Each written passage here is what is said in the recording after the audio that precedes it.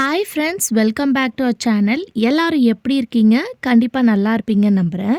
உங்கள் வீட்டில் இந்த மாதிரி யூஸ் பண்ணாத பழைய குக்கர் நிறைய வச்சுருக்கீங்கன்னா இனிமேல் அதை தூக்கி போடாதீங்க. அதை வச்சு நிறைய விஷயத்துக்கு நீங்கள் டே டு டே லைஃப்பில் யூஸ் பண்ணிக்கலாம். அது என்னன்னு தெரிஞ்சுக்க வீடியோவை ஸ்கிப் பண்ணாமல் ஃபுல்லாக பாருங்கள். அதுக்கு முன்னாடி நீங்கள் இப்போ தான் நம்ம சேனலை ஃபஸ்ட் டைம் பார்க்குறதா இருந்தால் இப்போவே சப்ஸ்கிரைப் பண்ணிக்கோங்க. கூட இருக்க பெல் சிம்பிளையும் கிளிக் பண்ணிக்கோங்க. அப்போ தான் நான் போடக்கூடிய வீடியோஸ் உங்களுக்கு நோட்டிஃபிகேஷனாக வந்து சேரும். இப்போ வாங்க வீடியோக்குள்ளே போகலாம். ஃபர்ஸ்ட் டிப் என்னன்னு பார்க்கலாம். ஸோ நம்ம வீட்டில் பழைய குக்கர் வந்து நிறைய வச்சுருப்போம். தூக்கி பரணை மேலே போட்டு வச்சுருப்போம் இல்லையா?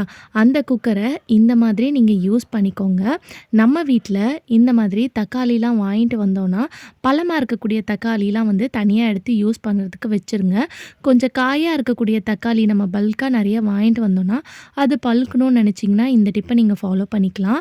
இந்த மாதிரி குக்கரில் போட்டுட்டு இதை மூடி போட்டு வச்சிங்கன்னா ஒரு 2 நாள்லேயே அழகாக உங்களுக்கு பழுத்து கிடச்சிரும். இது தக்காளிக்குன்னு மட்டும் கிடையாது. நம்ம சாத்துக்குடி, மாம்பழம் அந்த மாதிரி காயாக இருக்கக்கூடிய பழம்லாம் பழுக்கணும்னு நினச்சிங்கன்னா இந்த மாதிரி பண்ணி பாருங்கள்.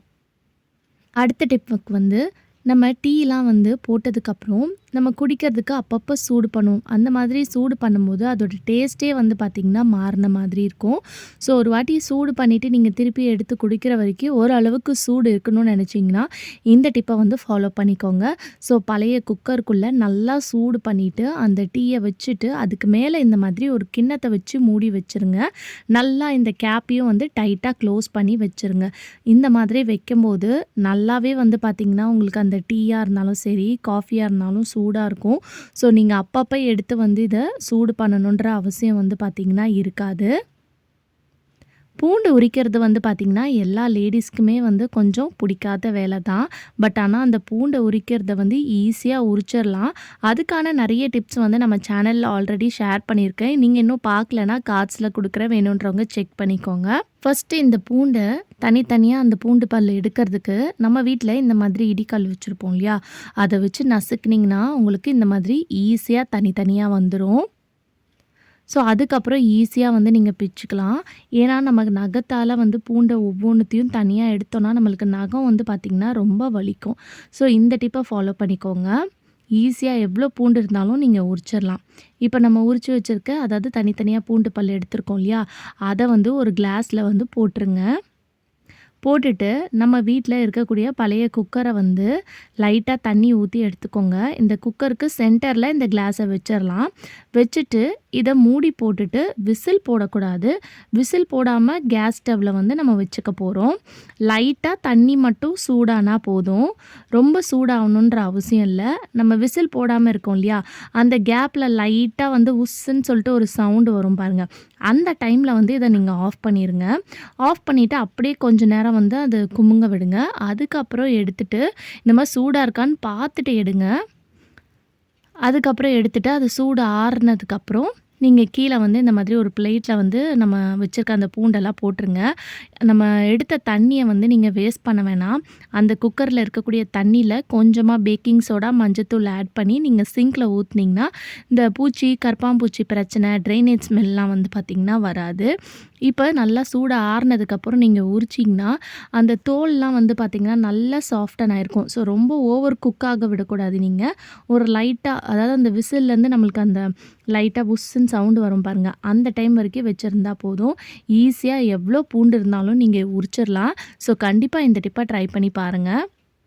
அடுத்ததாக வந்து நம்ம கிராசரி ஐட்டம்ஸ் இந்த மாதிரிலாம் வாங்கிட்டு கண்டெய்னர்ஸில் வந்து ரீஃபில் பண்ணி வச்சுட்டு பேலன்ஸ் இருக்கிறத வந்து ஒரு பக்கெட்லேயோ கண்டெய்னர்லேயோ போட்டு ஸ்டோர் பண்ணி வைப்போம் இல்லையா? அந்த மாதிரி எல்லாத்தையும் ஒன்றா போட்டு டம்ப் பண்ணி வைக்கும்போது அதோட ஃப்ரெஷ்னஸ், ஸ்மெல் எல்லாம் வந்து பார்த்திங்கன்னா போயிடும்.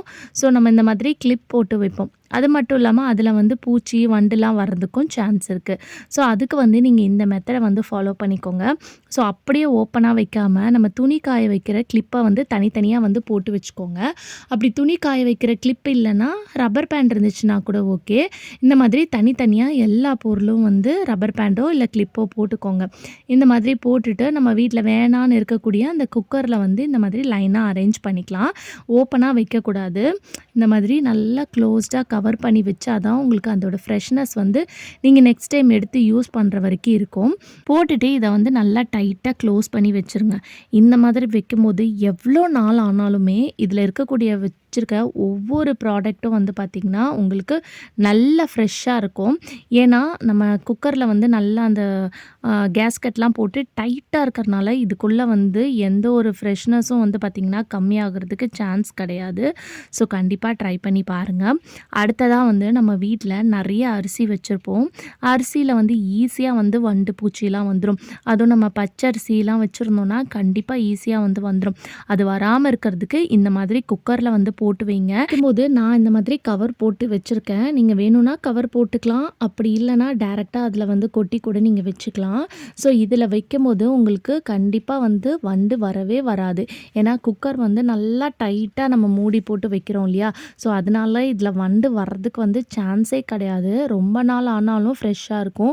ரேஷன் அரிசிலாம் வாங்குறீங்க, நீங்கள் ஸ்டோர் பண்ணி வைக்கிறீங்கன்னா கண்டிப்பாக இந்த டிப் யூஸ்ஃபுல்லாக இருக்கும். நம்ம வீட்டில் வேணான்னு சொல்லிட்டு பரண மேலே தூக்கி போட்டு வச்சுருக்க குக்கரை இந்த மாதிரி டே டு டே லைஃப்பில் நீங்கள் யூஸ் பண்ணக்கூடிய திங்ஸ்க்கு வந்து நீங்கள் கண்டிப்பாக யூஸ் பண்ணிக்கலாம். ரொம்பவே ஹெல்ப்ஃபுல்லாக இருக்கும். ஸோ கண்டிப்பாக இந்த டிப் பிடிச்சிருந்துச்சுன்னா இந்த வீடியோக்கு ஒரு லைக் கொடுங்க. கூடவே வந்து இந்த வீடியோ இன்னும் நிறைய பேருக்கு போய் ரீச் ஆகிறதுக்கு கீழே கமெண்ட் பாக்ஸில் ஐப்புன்னு ஒரு ஆப்ஷன் இருக்கும், அதையும் கிளிக் பண்ணுங்கள். சப்போஸ் நீங்கள் வச்சுருக்க அரிசியில் வந்து வண்டு வந்துருச்சு, அந்த வண்டு எல்லாத்தையும் எடுக்கணும்னு நினச்சிங்கன்னா இந்த டிப்பை ஃபாலோ பண்ணிக்கோங்க. ஒரு சின்ன பவுலில் வந்து வினிகரை வந்து கொஞ்சமாக ஊற்றிக்கோங்க. அந்த வினிகரை ஊற்றினதுக்கப்புறம் அந்த பவுலை கொண்டு போய் அந்த அரிசியை வந்து ஒன்று முறத்தில் போட்டுக்கோங்க, இல்லை அகலமான பிளேட்டில் போட்டுக்கோங்க. அப்படி இல்லைனா நீங்கள் எந்த கண்டெய்னரில் ஸ்டோர் பண்ணி வச்சுருக்கீங்களோ அதுக்கு நடுவுலையே இந்த மாதிரி சென்டராக வச்சு விட்டுருங்க. இந்த மாதிரி வைக்கும்போது இதோட ஸ்மெல்லுக்கு வந்து அதில் இருக்கக்கூடிய எல்லா வண்டும் வந்து பார்த்திங்கன்னா வெளியேறும்.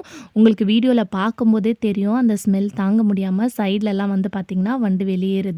அந்த மாதிரி வரும்போது கவுண்டர் டாப்லலாம் போய் ஸ்ப்ரெட் ஆயிடுச்சுன்னா வேறு ஏதாவது நம்ம திங்ஸ் வச்சுருந்தோன்னா அதில் போயிடும். ஸோ அது வராமல் இருக்கிறதுக்கு இந்த மாதிரி ஒரு பிளேட்டில் தண்ணி வச்சுட்டு அதுக்கு மேலே நீங்கள் இந்த பாத்திரத்தை வச்சு விடும்போது அந்த வண்டெல்லாம் வந்து அந்த தண்ணியில் போய் விழுந்துடும்.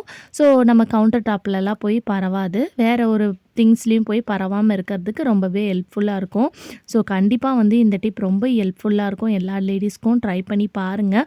உங்கள் வீட்டில் வச்சுருக்கக்கூடிய அரிசியில் வண்டு பூச்சி வந்துச்சுன்னா கண்டிப்பாக இந்த டிப்பை ட்ரை பண்ணி பாருங்கள். அடுத்த டிப் என்னென்னு பார்க்கலாம். நம்ம காஞ்ச மிளகா வந்து கண்டெய்னரில் டப்பாலெல்லாம் போட்டு ஸ்டோர் பண்ணி வச்சோன்னா ஃபங்கஸ் ஃபார்ம் ஆன மாதிரி இருக்கும். அது உடச்சோன்னா உள்ளேருந்து புகை வர்ற மாதிரி இருக்கும். ஸோ அதை அவாய்ட் பண்ணுறதுக்கு இந்த டிப்பை ஃபாலோ பண்ணிக்கோங்க. இதை வந்து நீங்கள் கடாயில் போட்டு வறுத்துட்டு இந்த குக்கரில் இந்த மாதிரி போட்டு நீங்கள் ஸ்டோர் பண்ணி வச்சிங்கன்னா ரொம்ப நாள் வரைக்கும் ஃப்ரெஷ்ஷாக இருக்கும். ஓகே ஃப்ரெண்ட்ஸ், இன்றைக்கி வீடியோவில் நான் ஷேர் பண்ணி இந்த டிப்லேருந்து ஏதாவது ஒரு டிப் கண்டிப்பாக உங்களுக்கு யூஸ்ஃபுல்லாக இருக்கும். அப்படி யூஸ்ஃபுல்லாக இருந்துச்சுன்னா மறக்காம நம்ம சேனலை லைக் பண்ணுங்கள், ஷேர் பண்ணுங்கள், கமெண்ட் பண்ணுங்கள், சப்ஸ்கிரைப் பண்ணிக்கோங்க. தேங்க்யூ ஃபார் வாட்சிங்.